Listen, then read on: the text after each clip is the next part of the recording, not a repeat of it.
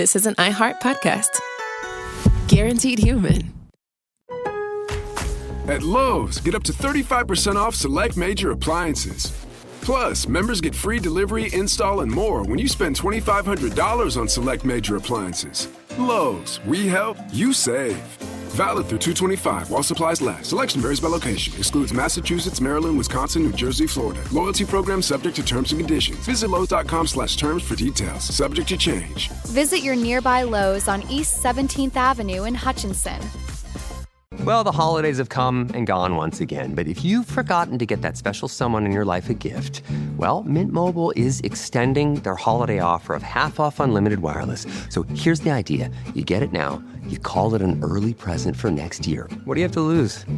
Give it a try at mintmobile.com/switch. Limited time 50% off regular price for new customers. Upfront payment required. $45 for 3 months, $90 for 6 months, or $180 for 12-month plan. Taxes and fees extra. Speeds may slow after 50 gigabytes per month when network is busy. See terms. Having MG can make cooking difficult, but over the years, I've found some really helpful tools and tips that I'm excited to share. Hi, I'm Alicia. I think cooking should always be fun, creative, and of course, delicious. These black bean burgers are hearty, full of flavor, and MG friendly. You're gonna love them. Check out Alicia's Black Bean Burger cooking video and other recipes full of tips and tricks for managing common MG symptoms while cooking, only at mg-united.com. Ready? Let's cook. Picture chicken nuggets in your head. Okay, now forget them. Because Taco Bell's crispy chicken nuggets are here. And they're nothing like the nuggets you know. All white meat chicken, coated in tortilla chips for that signature Taco Bell crunch. A nugget like that calls for a sauce that can keep up. Introducing Hidden Valley Diablo Ranch. The iconic ranch you love, fired up with Taco Bell Diablo sauce. Bold meets bolder. Ranch meets Diablo, and it works. Crispy chicken nuggets from Taco Bell, a brand new classic. At participating U.S. Taco Bell locations for a limited time only, while supplies last. Body Bags with Joseph Scott Moore. I've learned a couple of things along the way, and I think the idea here is that it involves two words for me, and I'm thinking about them this morning as I chat with Brother Dave. The words are tolerate and accept.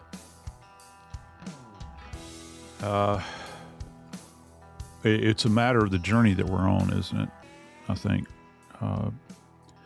Even though those two words are seemingly the same, they're actually not on any level, but they do start off in degrees, I think. To tolerate something is to have to deal with it in the short term. Think about a splinter that you've caught on the sole of your foot as you're walking on an old wooden dock adjacent to a beautiful lake, because I've done that. Very painful. So I tolerate the splinter in my foot to the point until I can get it out. Now, in that same line of logic, would it seem rational for me to want to accept the splinter that's indwelling in my foot? It's become festered, infected. It needs to come out, because that infection, though seemingly very small, could spread. You never know. Might have to have my foot amputated. Or worse, I could become septic. Today on Body Bags, I want to talk about something that we, I think, collectively have been asked to tolerate initially, and was apparently tolerated by many people. And there are camps out there that would have us accept a story. We're going to revisit the case of Jeffrey Epstein today. I'm Joseph Scott Morgan, and this is Body Bags. Dave, got to tell you, like so many other cases that we cover, you think that, particularly those that go on and on and on, you think that you've mined out every bit of data that's there, and you're going to go on to the next case because, as you know, with death, Dave, people keep on dying, right? And there'll always be another case to cover. But with the Jeffrey Epstein case,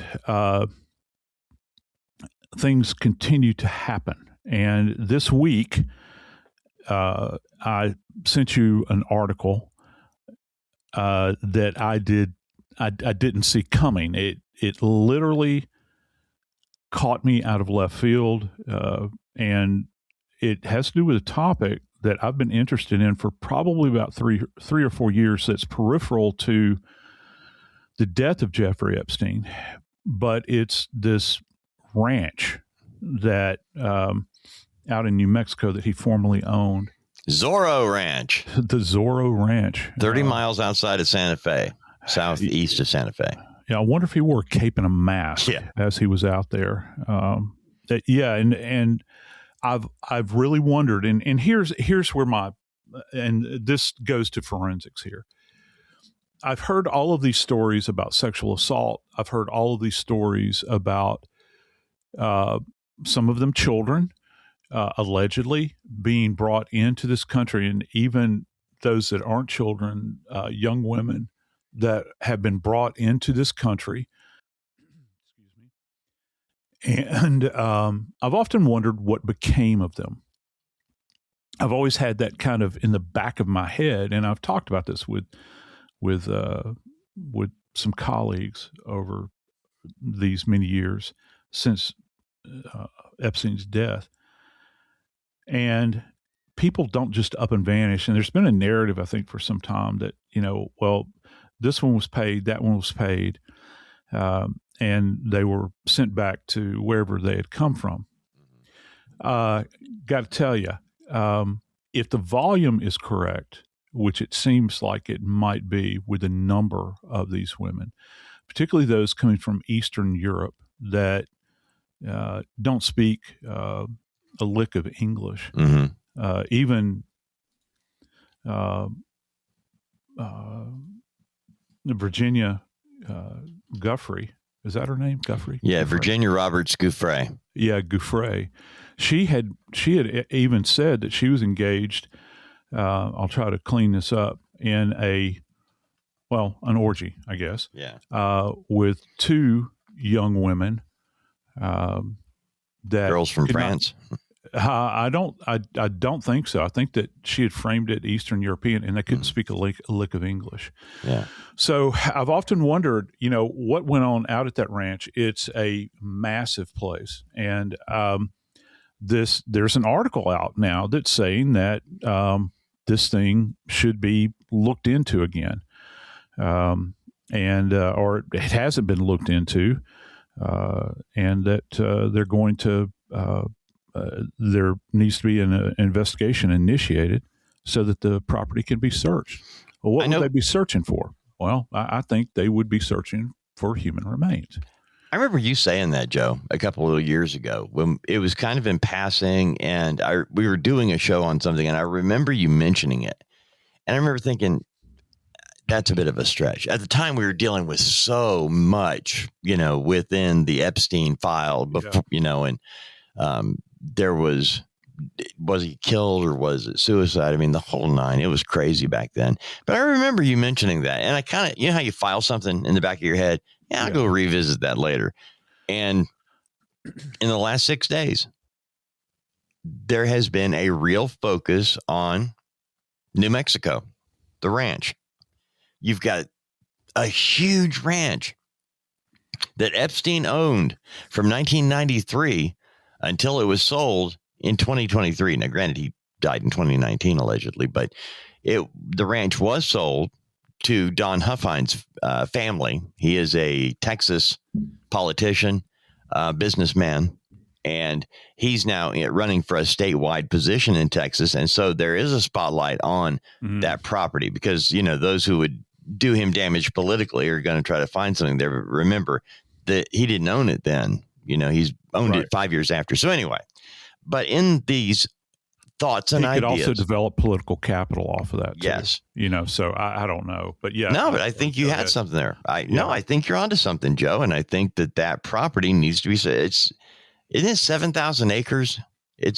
I'd heard 7,000. There was one number that ranged up to 9. I don't know how accurate that was. And I don't know if there are peripheral properties, but by our standards down here in the South, this is massive, to us. I think it's massive to anybody unless you live in Montana, maybe. Right. For us, it's all about scale. And, I mean, look, a person can buy as much property as you want. And I know that people want to be out there, isolated. And I think that's probably, I don't know that he's grazing cattle. I don't know if Epstein was a member of the Hereford Association or anything like that. And he's out there grazing cattle. So, I mean, it was his to buy for what he wanted to buy for. But again, just like Little St. James, that piece of property is on an island now, isn't it? Right. Well, and now you're talking about the state of New Mexico being involved. And okay, before we peel this onion, and really go down a rabbit hole, there was a Democrat governor of New Mexico, Bill Richardson, and he and Epstein were very close. They had a long association, and he's now passed on. He has no way to defend himself. So I'm very careful when talking about somebody who is injected into a story without proper. I'm not doubting it at all. I just haven't investigated it. I've only seen headlines, and those are very misleading. But you suggested many years ago that the volume of young girls being sent from Eastern Europe to the United States for Epstein and his pals, and it seemed like New Mexico was the destination for them, a lot of them. And then we don't have, because of his private planes, they're not flying commercial. So we don't have records of them leaving. We have stories, and I mentioned Virginia Roberts Gouffre mentioned 2 girls from Paris that were flown in for Epstein's birthday at the ranch in Texas. And we're talking 12-year-olds here. We're talking children that did not speak a word of English. They were from France. They were flown in, did the birthday party, and then allegedly flown back to Paris or France. And this came from her, Virginia Roberts Gouffre, who sued Epstein, sued Ghislaine Maxwell, sued Prince Andrew, and even briefly sued Alan Dershowitz. Gouffre is the one who died last year. And I guess this bears a lot more reporting. It bears a lot more investigation. And, I agree. And look, I hope that they will take a look at it and just to see what there might be. If this fellow that owns the place now, if he's inviting an investigation, if it's part of his portfolio, if he's and this was like one of the primary news organs in the state of New Mexico that published this article. It was like out of Santa Fe, I think. Well, I thought I'd give you this heads up. Yeah. If you Google it today, okay, you're going to see the Santa Fe New Mexican is the story you're talking about. But beyond the Santa Fe New Mexican, you have the Texas Tribune, because Don Huffines' family bought Epstein's ranch after Epstein passed. It was by the way, it was 8,000 acres. Well, we landed in the middle of it, right? So it was sold as part of the way to settle Epstein's estate. Now, Epstein signed a new will 2 days before his death. And in that, if you really want to see where his empathy, sympathy, and just the idea of continuing to damage his victims, that will 2 days before he died was very explicit on taking his funds, tying it all up. By the way, $575 million. That was the number that was bandied about in his will, and covered it up so that the victims wouldn't get anything. It's crazy. I'm going to have to dig into that some more too. But other headlines associated with Zorro Ranch. Don Huffines' family bought Epstein's ranch after his death. From The Guardian, From New York to New Mexico, new Epstein files shed light on his sprawling ranch outside Santa Fe. Now, KOB TV in New Mexico, in Albuquerque. Who is the new owner of Epstein's New Mexico ranch? Now, this is a story published 2 days ago. The ranch was sold 3 years ago, Joe. The new owner? Come on. They were new for the first few months. Now they're the owner, and they've renamed it San Rafael. Comptroller candidate Don Huffines' family owns former Jeffrey Epstein Ranch. That's KSAT. The Center Square News reports New Mexico Epstein Ranch, now owned by Texas Comptroller candidate. So, and these are all within the last 48 hours. Yeah, I mean, it's look, I can't say we're necessarily getting ahead of it right now, but we knew, I knew that when you sent that article to me because of the huge document dump that's taken place just over the past few weeks, that something would come of it, and here we have it. I didn't necessarily expect this. Yeah. That this would be popping up on the radar. Something I've talked about from a forensics standpoint for some time.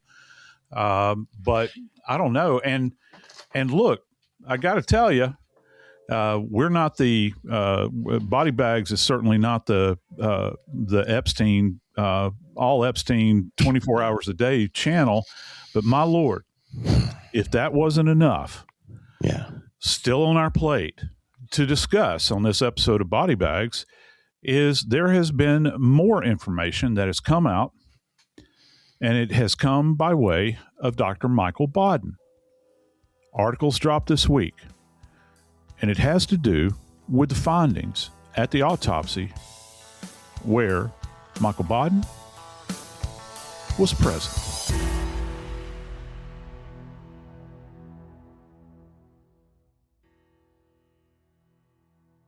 Oh, the big game commercials are basically must-see TV. Well, I take bathroom breaks during the game, so I don't miss anything. Smart.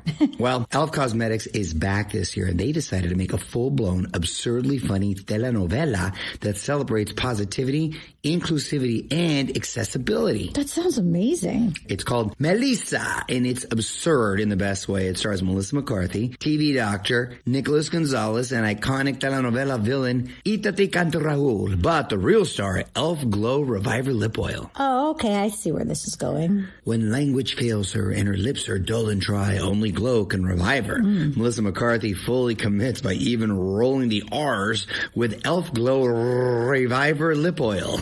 Available in 10 shades and only $9 each. Watch the full episode of their new Elf novella on soyunbaño.com. Yes, and drench your lips in an addictive sheer wash of ultra glossy color with Elf Glow Reviver Lip Oil.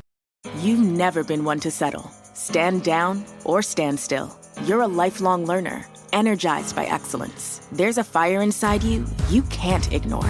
You've got competition to outrun, momentum to build on, and your own high standards to meet. Stop now? Not a chance. At Capella University, we help you catch what you're chasing because you've always had the drive. Now, go earn the degree. Capella University. What can't you do? Visit capella.edu to learn more. You don't just live in your home, you live in your neighborhood as well. So when you're shopping for a home, you want to know as much about the area around it as possible. Luckily, Homes.com has got you covered. Each listing features a comprehensive neighborhood guide from local experts. Everything you'd ever want to know about a neighborhood, including the number of homes for sale, transportation, local amenities, cultural attractions, unique qualities, and even things like median lot size and a noise score. Homes.com. We've done your homework. You can't solve every case for your kids, but with Greenlight, they'll have the instincts and the money skills to stay out of trouble. With a Greenlight debit card and money app, parents can monitor spending and teach financial responsibility. It's an easy way to guide kids as they grow, from earning allowance and tracking chores to teaching how to save and even invest. Start your risk-free Greenlight trial today at greenlight.com/iHeart.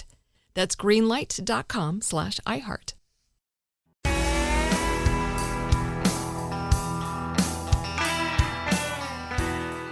Well, Dave, our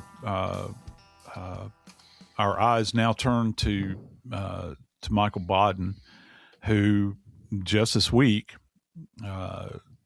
was apparently interviewed, I think, by the Mail, the Daily Mail, and he had a big reveal from his perspective relative to the Epstein situation. It doesn't have anything to do with the Zorro Ranch. These two things just kind of happened simultaneously.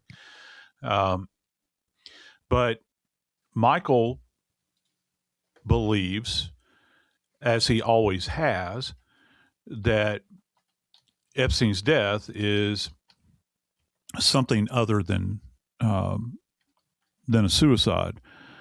Now, I know that many of you are probably saying, "Yeah, duh," but you have to understand, forensic pathologists don't have the luxury of saying, "Yeah, duh." If you're going to make a comment about this sort of thing, it has to be science-based. And, I like to think that we are, here with Body Bags. We try to look at the physical evidence and arrive at some kind of conclusion. But I got to tell you, some of his points that he's made along the way, Dave, they're valid. I think and certainly it really gives you an insight into the relationship. And don't misconstrue that comment, into the professional relationship that he had with Dr. Sampson inside of that autopsy suite. And that was a real reveal, I think, in this article, and not to mention a couple of physical findings as well, right? Now, Baden was there at the direction, invitation, however you want to look at it, by Epstein's brother, Mark. Is that correct? Yeah. All right. Now, Baden did not conduct the autopsy. He was an observer. Is that correct? Okay. Yes. So, by the way, I just want everybody to understand this happens a lot. I've been present to have observers. So I was going to ask you, what does that mean? Yeah, on behalf of the family. It's generally has to do with an in-custody death. As a matter of fact, I don't recall off of the top of my head if I've ever been present or participated in an autopsy where we had an outside observer that was linked to a family where the death occurred in custody. And it's generally, that's what you get. Mm-hmm. My brother died in the jail. My brother died in the back of a patrol car. Mm-hmm. If they're physically in custody when they die, because the state has control over you at that point, you, in a weird way, you kind of become a ward of the state, right? Mm-hmm. Right. And so you die on their watch.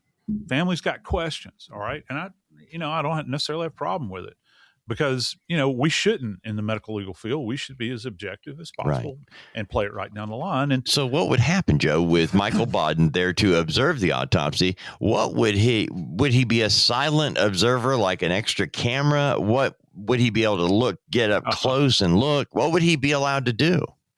Well, he's going to be gowned up, have surgical gown on, gloves. If they wear mask, I'm pretty sure he'd have a mask on. And yes, some practitioners don't wear masks.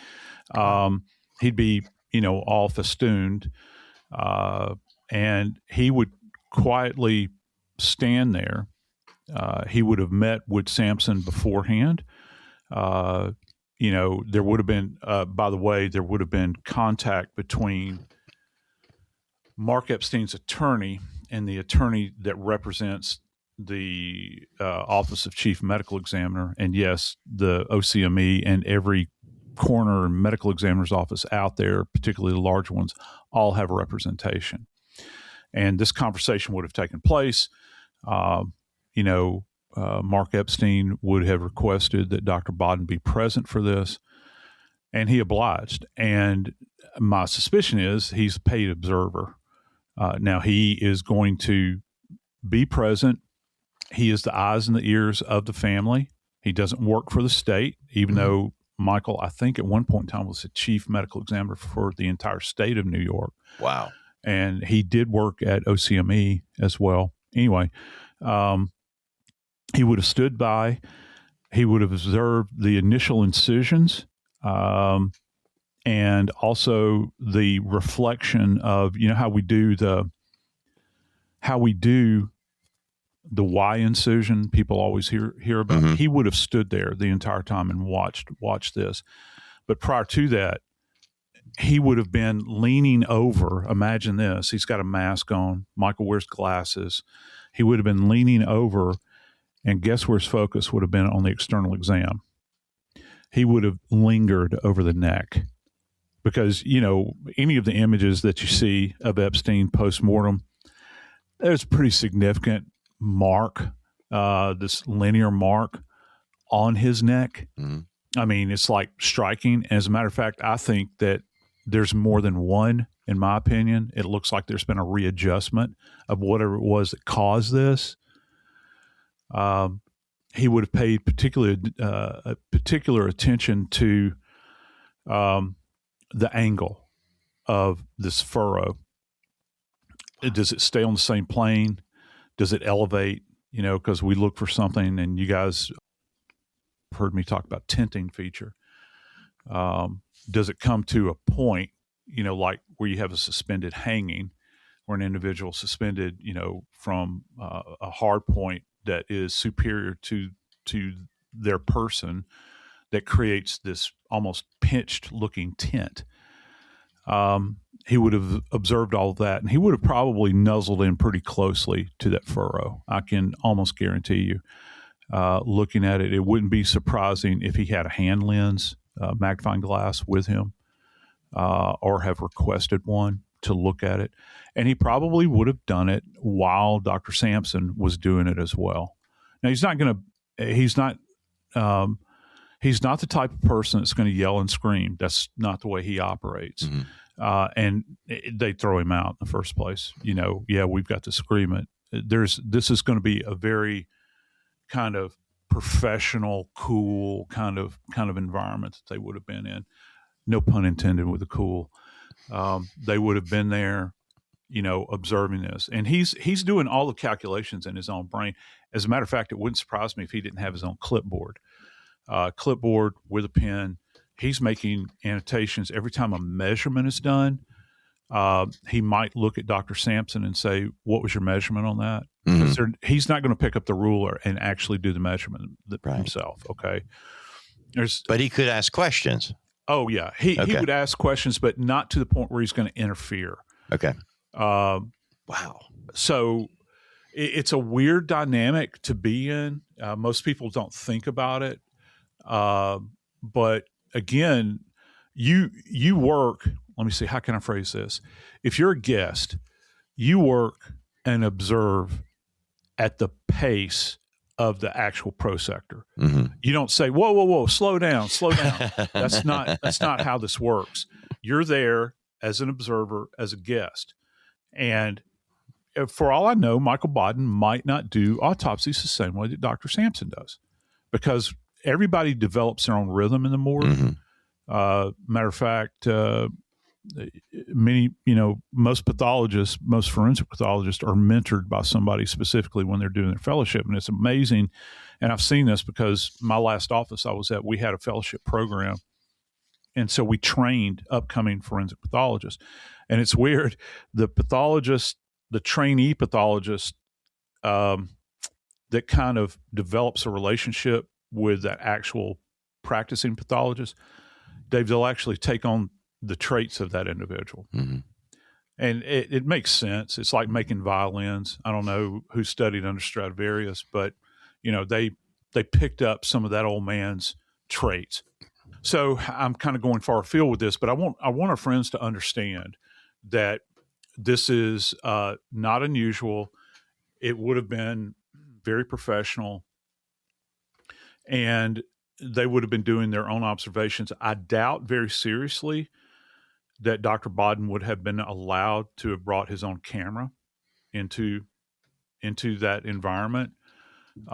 He could do his own sketches, probably, I would imagine. So that's really going to comprise his notes at the conclusion when all this is said and done.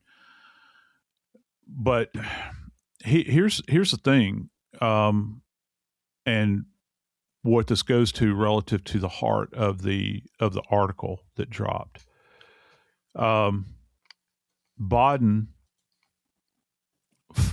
he at least implies in the article that he came away with what he felt like was a mutual understanding with Sampson. And he actually states, again, I think he's previously stated, but he really emphasizes this article. He says, like, it's like 5 days later.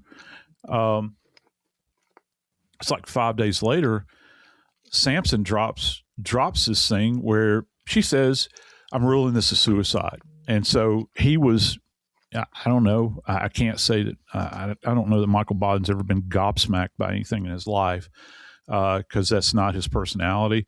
But he was surprised, and he makes note of that in this article, Dave. It actually came out that after the autopsy witnessed by Baden, he and Barbara Sampson agreed that the results were inconclusive and more information was needed to determine the cause and manner of death. This is why we're finding all this out now in the document dump, that it shows that Dr. Baden expected there to be further investigation, and based on his reaction, he expected to be included in that, to at least be informed of what was going on. And when he has zero communication on what's happening about a further investigation, and 5 days after they basically shake hands in agreement that we're not really sure exactly what we can say about this yet, that without any further investigation, Sampson makes the call.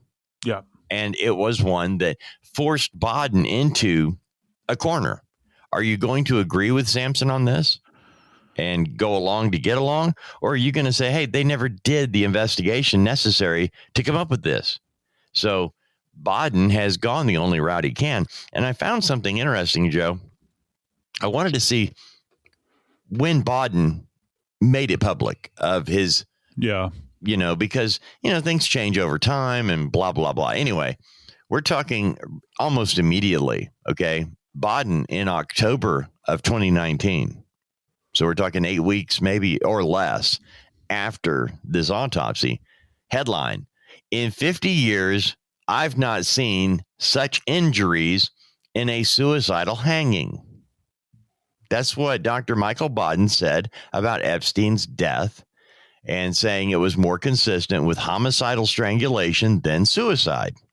This is what he said immediately following the announcement. So he's been consistent from the beginning, Michael Baden.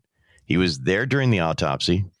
And then I asked you before we started, full disclosure here, because I wanted to make sure of something. In the documentary Filthy Rich, the makers of the film talked to Cyril Wecht, Dr. Cyril Wecht, he commented about this. And I found that fascinating because Cyril Wecht said that Michael Baden came to him and to ask for a consult, giving him information and whatever he needed. And Cyril Wecht explained things on there that I was talking to you about. And Cyril Wecht seemed to come away with the same conclusion that Dr. Michael Baden had. So, Joe, we're talking murder or suicide here, buddy. This is a big deal. This is a big deal. Yeah, we can probably skip over accident here. Oh, yeah. As one of our manners, that ain't happening. And so when he went to Cyril, rest in peace, Dr. Wecht, we did an episode honoring him. He was a friend of mine. I am so thankful you did that, Joe. If y'all haven't heard it yet, go back and listen. Just, search Cyril Wecht, because you really did a good job on that episode talking about Cyril and some of the other influences in your life. He was a giant. I mean, he really was. The only regret is that I have is I never got to work with him in the morgue. I would have liked to. But yeah, and listen, and going back to the whole relationship within the morgue between pathologists, Cyril and Michael have gone head to head before. All right. What was it Corleone said? It's not personal, it's business. Right. And so pathologists do this all. Lawyers do it all the time. They'll be screaming at each other in court, and then the next thing you know, they're at the country club together. It's like professional wrestling. Yeah. It's not wrestling, Dave. It's wrestling. Wrestling. Sorry, my bad. But yeah. So, but Michael viewed, I think, Cyril as a peer, obviously, and his equal, and valued his opinion, and went to him and asked him, what do you think, man? What do you think about these conclusions? Anybody can curve the narrative any way they want to, I guess. Mm-hmm. And it's possible that Dr. Sampson came to some conclusions on her own that don't marry up with what Dr. Baden did. However, if this thing had ever made it, or would ever make it into a forum where it would have to be explained scientifically, the big question is, can her findings be verified scientifically?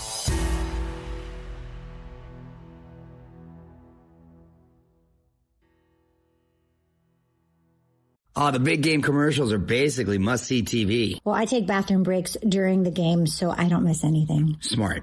Well, Elf Cosmetics is back this year, and they decided to make a full-blown, absurdly funny telenovela that celebrates positivity, inclusivity, and accessibility. That sounds amazing. It's called Melissa, and it's absurd in the best way. It stars Melissa McCarthy, TV doctor, Nicholas Gonzalez, and iconic telenovela villain Itate Canto Raul. But the real star, Elf Glow Reviver Lip Oil. Oh, okay. I see where this is going. When language fails her and her lips are dull and dry, only Glow can revive her. Melissa McCarthy fully commits by even rolling the R's with Elf Glow Reviver Lip Oil. Available in 10 shades and only $9 each. Watch the full episode of their new Elf novella on soyunbaño.com. Yes, and drench your lips in an addictive sheer wash of ultra glossy color with Elf Glow Reviver Lip Oil. You've never been one to settle. Stand down or stand still. You're a lifelong learner, energized by excellence. There's a fire inside you can't ignore. You've got competition to outrun, momentum to build on, and your own high standards to meet. Stop now? Not a chance. At Capella University, we help you catch what you're chasing, because you've always had the drive. Now, go earn the degree. Capella University. What can't you do? Visit capella.edu to learn more. What kind of programs does this school have? How are the test scores? How many kids to a classroom? Homes.com knows these are all things you ask when you're home shopping as a parent. That's why each listing on Homes.com includes extensive reports on local schools, including photos, parent reviews, test scores, student-teacher ratio, school rankings, and more. The information is from multiple trusted sources and curated by Homes.com's dedicated in-house research team. It's also you can make the right decision for your family. Homes.com. We've done your homework. Did you know that parents rank teaching financial literacy as the toughest life skill? That's where Greenlight comes in, the debit card and money app made for families. With Greenlight, you can send money to kids quickly, set up chores, automate allowance, and track spending with real-time notifications. Kids learn how to earn, save, and spend responsibly, while parents have peace of mind, knowing smart money habits are being built with guardrails in place. Try Greenlight risk-free today at greenlight.com/iHeart. That's greenlight.com/iHeart.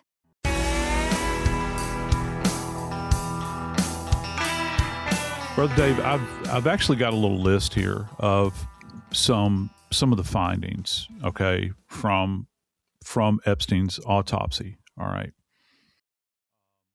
And I want to start with the first one that's the most glaring. And listen, I urge anybody, these images are available. You can see the images, and I know that there are people that are saying that, everything's AI, everything's faked, and good for you. I'm glad you think that. These images that I've seen don't marry up with that, just like the images inside of the cell that I've forever had questions about, just the disorder. But that's a topic for a different day. But let's start with the furrow. And I personally believe that there's more than one. It looks like it's been readjusted. Can you explain furrow, Joe? Yeah. So furrow is, okay, here's the way I explain it to my students at Jack State. If you think about, we're almost on the cusp of, we're heading towards spring right now. And so we grow a lot of cotton, sorghum, all kinds of things around here. And where our university is we've just got beautiful fields that are out here with really rich dirt. And I tell them when we talk about ligature strangulation and we're talking about a furrow, think about a plow being put down into a field and dragging it behind, right, a tractor, and it cuts furrow into the ground. Well, the furrow is the same thing. It's the same application here with the neck. Some of them can be very, very deep, and some of them can be broad. It all depends on the instrument that is utilized in order to facilitate a death. Well, with Epstein's, they're calling it a single furrow right here, but I think that it was probably, I think that there's a readjustment of the thing when I see it. Mm-hmm. It's described as an 8 millimeter wide. Okay, so readjust your American mindset to go with metric here. So 8 millimeter wide ligature furrow running from the left ear to behind the right ear. It doesn't, this furrow itself is very, very high on the neck. Okay, it's not what you would see with a standard hanging, okay, where the furrow on a hanging, a suspension hanging, is the front or the anterior aspect where it's first contacting the skin acutely goes upward, okay, and very high. And that furrow most of the time is like really, really deep. And of course it's dependent upon the gauge or the diameter of the ligature that's being used. But it's very, this thing is very high, okay, on the neck. Another thing here is that when you look at his injuries, the hyoid bone, which we hear a lot about, as well we should. And in this case in particular, Dave, it's because in suspension hangings, you don't see fractured hyoids. Well, the left greater horn, and the hyoid is shaped, some doctors will call it a bird-like structure. And what they mean by that is if you think of a bird with, I don't know, kind of a delta wing appearance, maybe like a falcon that has its wings kind of extended rearward as it's in a dive. I just like to use the term horseshoe. It's kind of a horseshoe-shaped bone. It's the only non-articulating bone in the body. It doesn't communicate with a single bone. It merely acts to anchor your tongue in the back of your throat. Well, the left greater horn, it's got two greater horns and two lesser horns. So if you'll put your hand on the left side, take your index finger and put it on the left side of your airway, you know, where you feel your cartilage in your neck, put it to the left and press up. That's going to approximate where the hyoid is, okay? So there's two horns. You've got a greater horn and a lesser horn. Well, the left greater horn is fractured.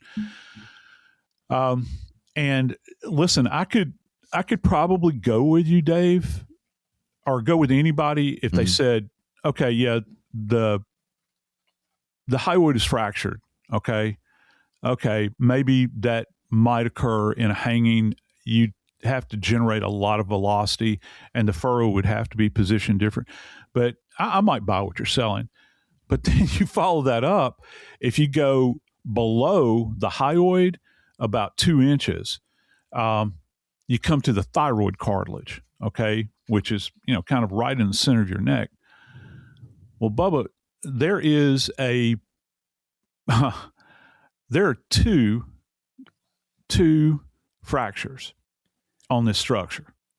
So what that means is that I think it could be either two separate events or the adjustment of something, because I don't know, and they're kind of in the vertical plane. So they're going, you know, kind of north to south, up and down. All right. They're kind of linear looking. is that indicative of two separate compressions of the neck, or is it indicative of the same event while increasing pressure along the way, in addition to the bone being broken?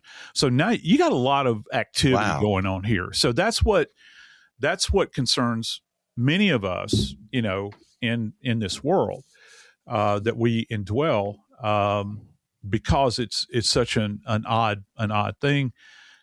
He does have petechiae, and in his eyes, on the surface of his face, and that's little blood vessels that burst. You can see that with hanging, and you can see it with strangulation. There's no documentation of Epstein being restrained in prison, yet he's got 2 recent contusions on his wrist, both sides. Okay. Then if you go to the left shoulder, Dave, you have a muscle back there that's called the trapezius. And any of us that are athletes, if you've worked out at all, you know your muscle groups. You have the trapezius back here that gets you to work. It gives you good shoulder strength. I was a linebacker playing football. You had to have good shoulder strength. So you're going to focus on those areas. Well, he's got a contusion. And this is not something that has arisen from like the settling of blood. It's not, don't confuse it with postmortem lividity. This is a focal area of hemorrhage that's right there. And then on his left shoulder. Yeah, no, man. Below it. I got the same question for you. I mean, this is an impact injury. Right. Okay. And it could be anything from being slammed into a wall. It could be somebody with very specific pressure using like a thumb, like pressing down to hold someone. Could he have done it to himself? Maybe. I don't know if he's underneath the sink in the place, or if you can even. I can't remember. I don't think you can. I don't think so. But maybe if he could bump into the railing on the bed.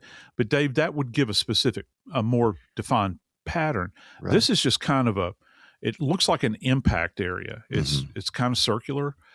So you've got these weirdo injuries. But here's the thing. The thing has always been relative to Epstein. They want to point to these so-called ligatures that were fashioned, if you will, inside of the cell. Well, those ligatures are torn up sheets. All right. Torn up sheets don't have kind of a corded texture to them, like, say, a rope. All right. And certainly if there is a pattern that would arise from a wrapped sheet, it's going to be very peculiar looking. It's going to have, it's not going to be uniformed. I'll put it to you that way. In this article that we're talking about with Dr. Baden, he makes mention of the fact that he saw in this pattern that there was something that had an actual texture to it, Dave. Isn't that what the article is concluding here? It is. You're not going to have that with a sheet. No, you're not. So what has happened here? Well, was there another item that was brought into his environment that was utilized as a ligature? Now, that question has been asked, and in my mind, I don't think it's been answered sufficiently. It hasn't, Joe. And the one thing you pointed out very early on was the condition of his cell. Talking about Epstein's cell was covered up with extra sheets, extra blankets. There were cords in there. There was medical equipment. Yeah. This is not the way a cell is supposed to not just look. Let me hold you right there and say this specifically, because I'm glad you mentioned this. Friends, as Dave is saying cord, he's actually meaning a smooth electrical cord, because there was a damn CPAP machine in the thing, which is unbelievable. I'm sorry. Go ahead. No, I'm with you 100%. It wouldn't have a texture to it as well. No, there's nothing in there. No. There's so much stuff in there, though. That's the whole thing, is that you've got a cell that is totally out of place. This is not how a cell is supposed to look. And that's part of the problem with this investigation, Joe, is that things are not right all the way around. So to get again, everything we see is smooth. There's nothing there that would leave an imprint like this that's being described on his neck. There's nothing there that fits the injuries. And as you mentioned early on, again, the CPAP machine, the other, this is a guy who had already allegedly tried to commit suicide. This is a guy who was not supposed to be in a cell by himself. And a lot of what has taken place in the aftermath has been a discussion of those things, the cell, the lack of a cellmate, the guards falling asleep, and the overall conditions or lack thereof of the security system video. And yet, when you get right down to the nitty gritty of this autopsy, that you have the Dr. Sampson and Dr. Baden both agreeing that they need more time and investigation to determine what happened. And then Dr. Baden being shocked 5 days later to have this announcement made without any further investigation. Just, I think it was Cyril Wecht that said it stinks. Yeah. He did. And I would, there's a big part of me that would really love to say, well, this is just professional one-upsmanship or something like that's not about this. He is sticking his neck out on this relative to his conclusions. And then you back it with what Cyril stated, before he passed on. And then what a lot of others of us in the community that are death investigators, not everybody agrees, but, there's many of us that have questions about this and how it was handled and those sorts of things. And it was odd, to say the very least. I'll look forward to seeing if this article that has dropped, and I'm sure that it's going to be replicated all over the place. That's the way it happens in media. You'll find an initial source, and then everybody's going to go down their own road with it, particularly with Epstein. It's like a feeding frenzy. Yeah. I don't know what could initiate with this. I think one of the things that I'm looking forward to trying to understand, and there is one document that I am not going to mention on this episode that was dropped from the Justice Department that is odd. There was an article that came out in this last dump, and it was misdated. And it was a descriptor about, I don't know if it was misdated or, you can draw your own conclusions. It was dated, and it described the death of Jeffrey Epstein, and it was apparently published the day before he died.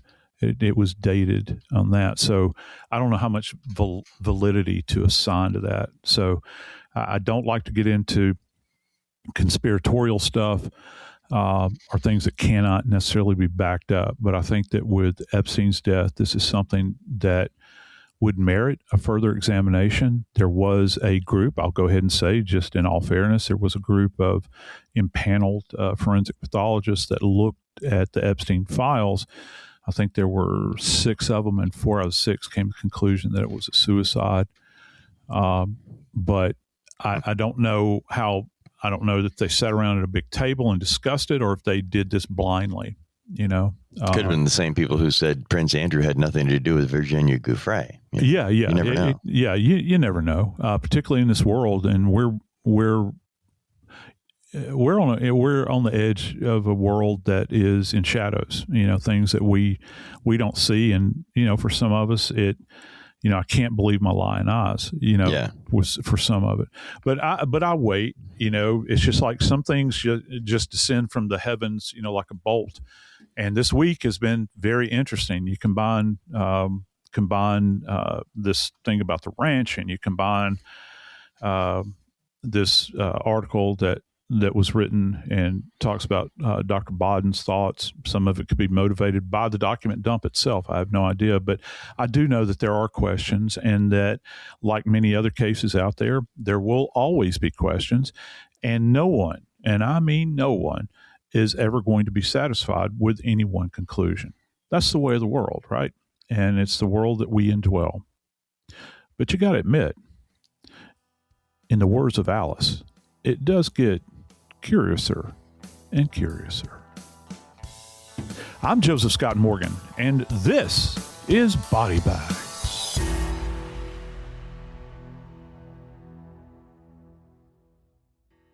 You don't just live in your home, you live in your neighborhood as well. So when you're shopping for a home, you want to know as much about the area around it as possible.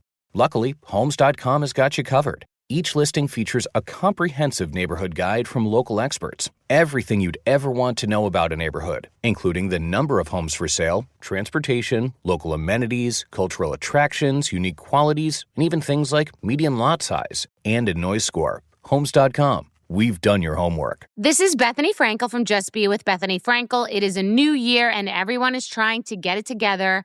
If we are making a fresh start for ourselves, why wouldn't we make a fresh start for our dogs? Biggie and Smalls are my babies. And I love Just Food for Dogs because it is real.